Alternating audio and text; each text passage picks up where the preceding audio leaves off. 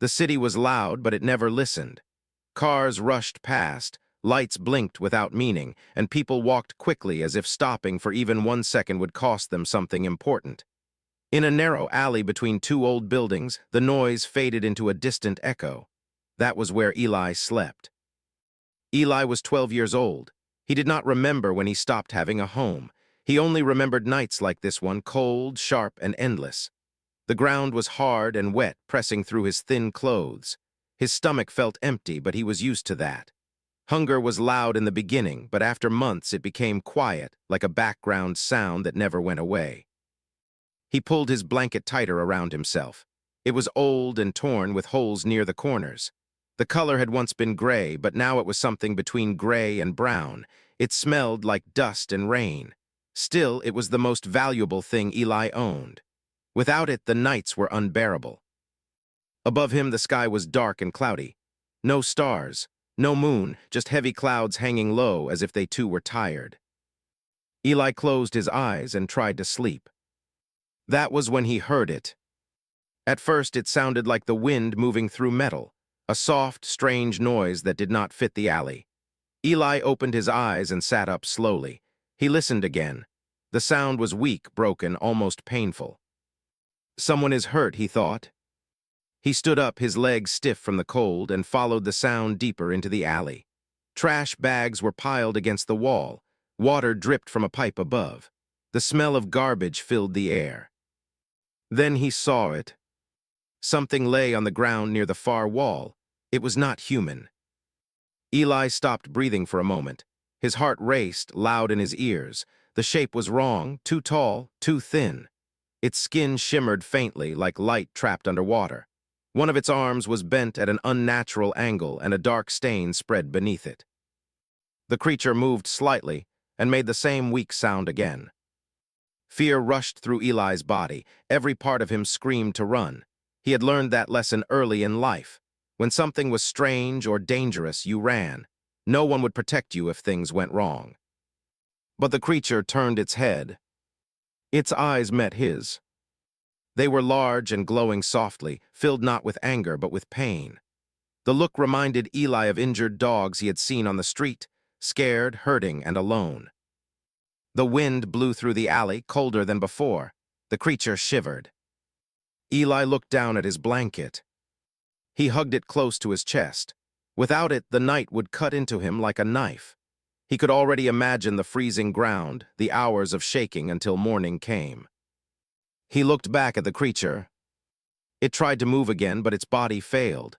The sound it made this time was quieter, weaker. Eli swallowed hard. Slowly, carefully, he stepped closer. Every step felt heavy, like he was walking against his own fear. The creature did not attack. It only watched him, breathing unevenly. "You're cold," Eli whispered. His voice shook, but the words felt true. He knelt down and removed the blanket from his shoulders. The cold hit him immediately, sharp and cruel. His hands trembled as he placed the blanket over the creature's body. For a moment, nothing happened. Then the blanket began to glow faintly, reacting to the alien skin beneath it. The creature's breathing slowed. Its shaking eased. The glow in its eyes grew a little brighter. Eli sat beside it, hugging his knees to his chest, teeth chattering. He felt smaller than ever, but also strangely calm. "I don't have anything else," he said softly, "but you can use it." The creature lifted one thin hand slightly, stopping just short of touching him. Its eyes stayed locked on Eli's face, as if memorizing him. The city continued to move above them, unaware. And in that cold alley, a choice was made that would change far more than one night. The cold did not wait.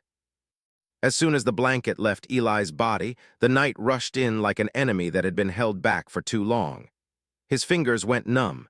His feet burned with pain, then slowly lost feeling. He pressed his back against the wall, trying to keep some warmth, but the stone only stole more from him. The alien lay still beneath the blanket. For a terrible moment, Eli thought he had been too late. Then the creature's chest rose, slowly, weakly, but it rose. Eli let out a breath he did not realize he was holding. The alien's skin glowed faintly now, not bright, but steady, like a dying fire refusing to go out. Strange symbols moved across its body, forming patterns Eli could not understand. The dark wound on its side stopped spreading, though it still looked painful. "You'll be okay," Eli said quietly, even though he had no idea if that was true. He said it anyway. Sometimes words were all you had. The alien made a soft sound, different from before. It was lower, calmer, almost peaceful. Time passed slowly. The city above the alley never rested. Sirens wailed in the distance. Someone laughed nearby. A bottle shattered somewhere down the street. Life continued, careless and loud, while two broken beings shared silence in the dark. Eli's teeth chattered. He wrapped his arms tighter around himself. His body shook, but he refused to move closer to the blanket. He had already made his choice. Taking it back would feel worse than the cold. The alien turned its head slightly. Its glowing eyes focused on Eli again. This time, something changed. Images flooded Eli's mind. Stars, thousands of them, spread across endless space. Massive ships moving like slow giants. A world of blue light and tall structures reaching toward the sky. Then pain, fire, falling, crashing into darkness. Eli gasped and grabbed his head. The images faded as quickly as they came. "I'm sorry," he whispered, thinking he had somehow heard it. The alien lifted one finger and gently pressed it against the ground. A soft pulse of light spread outward, warming the air just a little. Not enough to make Eli comfortable, but enough to tell him something important. It understood. The creature was not just hurt, it was far from home. Eli stayed awake as long as he could. His eyelids grew heavy, his thoughts slowed. The cold tried to pull him into sleep, the dangerous kind where you might not wake up again. He fought it. He thought about the time his mother used to wrap him in a blanket when he was sick. He remembered the warmth, the safety. He remembered how it felt to matter to someone. That memory gave him strength. Just before dawn, the alien's body tensed. The symbols on its skin flared brightly, then dimmed. A low sound echoed through the alley, deep and powerful but controlled. Eli looked up. The sky above the buildings shifted. Something moved among the clouds, silent, massive, hidden. A shadow passed over the alley, blocking out what little light there was. Eli's heart raced again, but the alien beneath the blanket no longer seemed afraid. It was relieved. The alien reached out at last and gently touched Eli's arm. The contact sent warmth through his body, not heat but comfort, the kind that reaches deeper than skin. A single thought formed in Eli's mind, clear and strong. "You gave when you had nothing." Tears filled Eli's eyes. He did not know why that thought hurt so much. Bright light filled the alley. Wind rushed past. Eli shielded his face. When the light faded, the alley was quiet. The alien was gone. The blanket was gone too. Only faint marks on the ground remained, glowing for a moment before fading away like they had never been there. Eli sat alone as morning light crept into the alley. His body ached. His clothes were stiff with cold, but his chest felt warm, filled with something he had not felt in a very long time. Hope. He stood up slowly, unsure of what the new day would bring. Far above the city, unseen by human eyes, a signal raced across the stars. And it carried one simple message. A debt had been created. Morning came without kindness. Eli woke under the open sky, curled against the cold wall of the alley. His body felt heavy, like he had run a long distance in his sleep. His arms were stiff. His fingers hurt when he tried to move them. For a moment, he reached for his blanket without thinking. His hand touched empty ground. The memory returned all at once. The glowing skin, the strange eyes, the warmth that had passed through him like a promise. Eli sat up quickly and looked around. The alley was normal again. Dirty walls, wet concrete, trash scattered by the wind, no glowing marks, no signs of anything unusual. It wasn't a dream, he whispered to himself. He knew it was. Dreams did not leave this kind of feeling behind. This felt real, heavy, and important. Eli stood and stretched slowly. Without the blanket, the cold stayed close to him, clinging to his clothes. Every breath showed faintly in the air. He rubbed his arms and stepped out of the alley into the busy street. People walked past him, wrapped in coats, holding cups of hot coffee. No one noticed him. No one ever did. He spent the morning the way he always did, sitting near the subway stairs, holding out his hand, asking softly for help. Some people dropped coins without looking. Others avoided his eyes completely. One man told him to move. By noon, Eli had enough money for a small sandwich. He ate it slowly, saving every bite. Food tasted better when you did not rush it. But something felt wrong. The air was too quiet. Not silent, but tense, like the moment before a storm.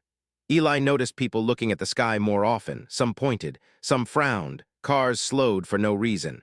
Birds flew in strange patterns, circling and then scattering. Eli followed their eyes. The clouds above the city were thick and gray, but they were moving in lines, not shapes. Long, straight paths cut through them, like something large had passed through again and again.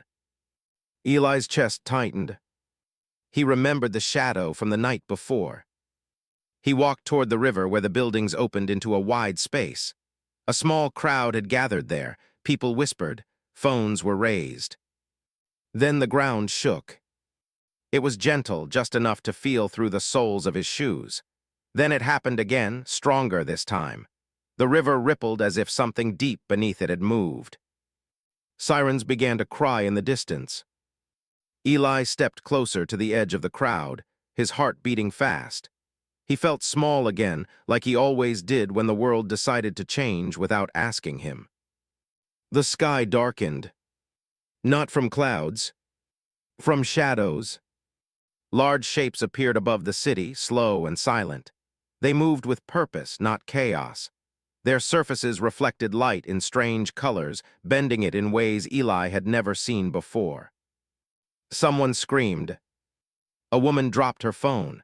Soldiers ran into the square, weapons raised, faces tight with fear.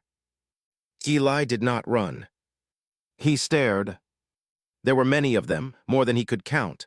They formed patterns in the sky, circling, waiting. And then one of them broke formation. A single ship lowered itself toward the river, its presence heavy, undeniable. The air hummed softly, making Eli's teeth vibrate. The ship opened. Light poured out. Eli's breath caught in his throat. He saw the glow. He felt the warmth. The same warmth from the alley. The same presence. Tears filled his eyes as understanding slowly formed in his mind. They had come back. Not for the city. Not for the world. But for a boy who had given away everything he had. The ship continued its descent as the city held its breath. And Eli, standing barefoot on cold stone, realized his life was no longer invisible. The city stopped breathing. Traffic froze in place. Sirens died mid-cry. Even the river seemed to slow, its surface trembling as if unsure what to do next. Above everything, the ships hovered, huge, silent, and impossible to ignore.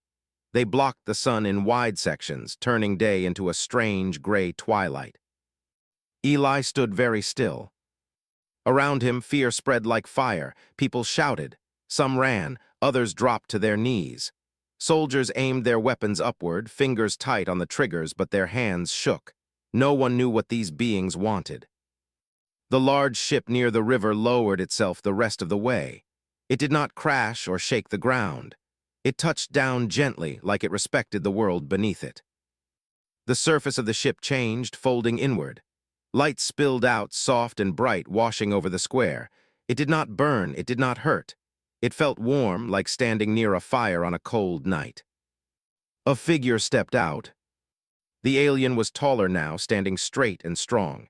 Its body was covered in smooth armor that reflected the sky. Lines of light moved across it slowly, like a living map. But its eyes, those were the same eyes from the alley. They scanned the crowd. Then they found Eli.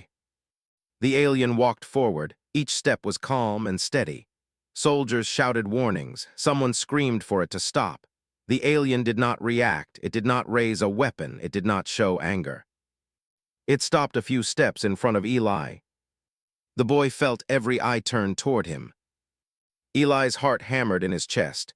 He wanted to run, he wanted to hide, but his feet would not move. Something deep inside him told him this moment mattered. The alien lifted one hand. At once the sky changed. The other ships moved into perfect formation. One by one, they tilted forward, not aggressively, not threatening. They bowed. 200 alien fighters lowered themselves in silence, their lights dimming in respect. A wave of shock rolled through the crowd. Soldiers lowered their weapons without realizing it. People stared, mouths open, unable to understand what they were seeing. The alien spoke. Not with sound, but with feeling. The message flowed gently into every mind, clear and calm. It showed them the truth. A lone scout sent far from home. A crash hidden from human eyes, a body breaking under Earth's cold, death coming quietly. Then another image. A small human boy, thin, shaking, holding the only thing keeping him alive. Giving it away. Eli's eyes filled with tears.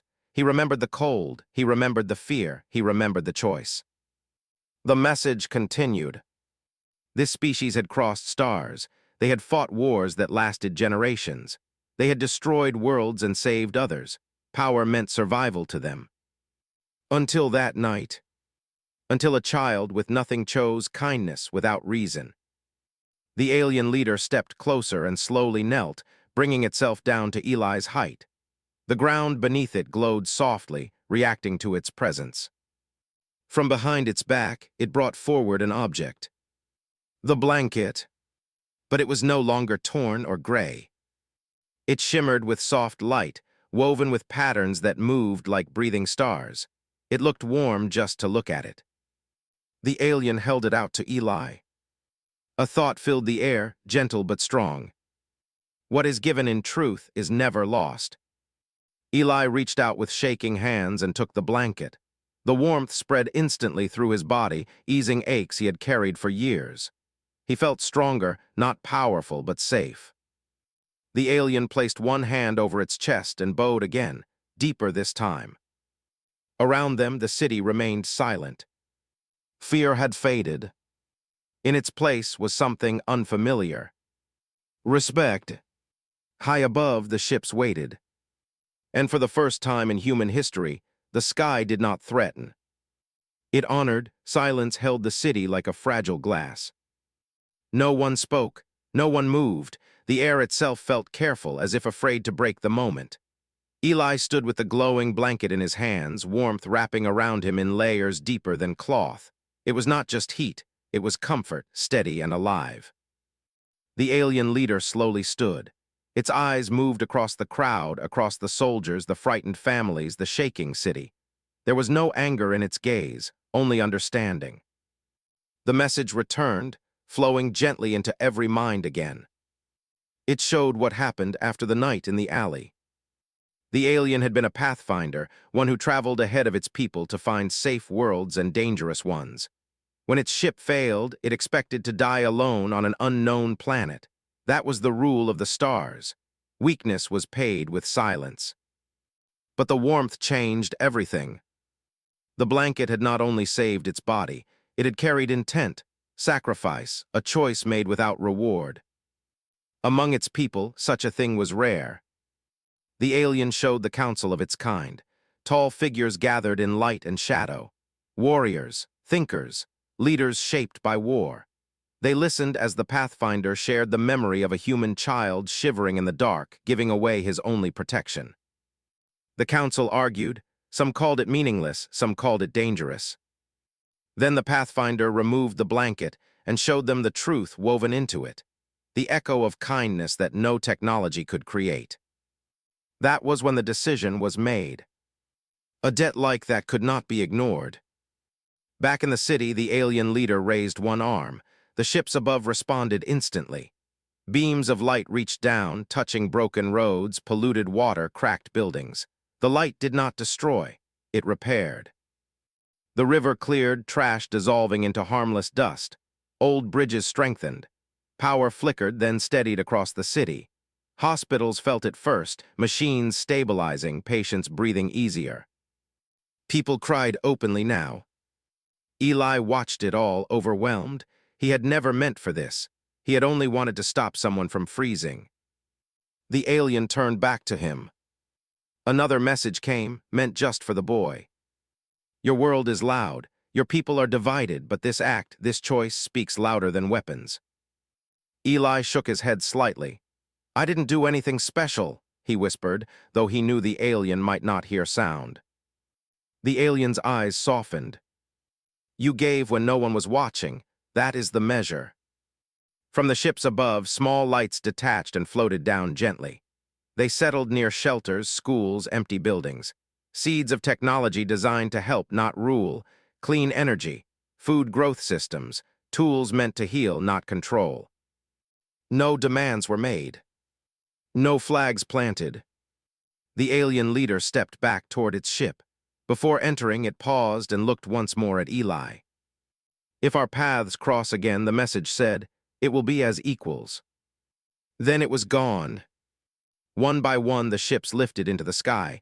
They did not rush. They did not threaten. They simply rose, sunlight returning as they moved away. The city slowly found its voice again.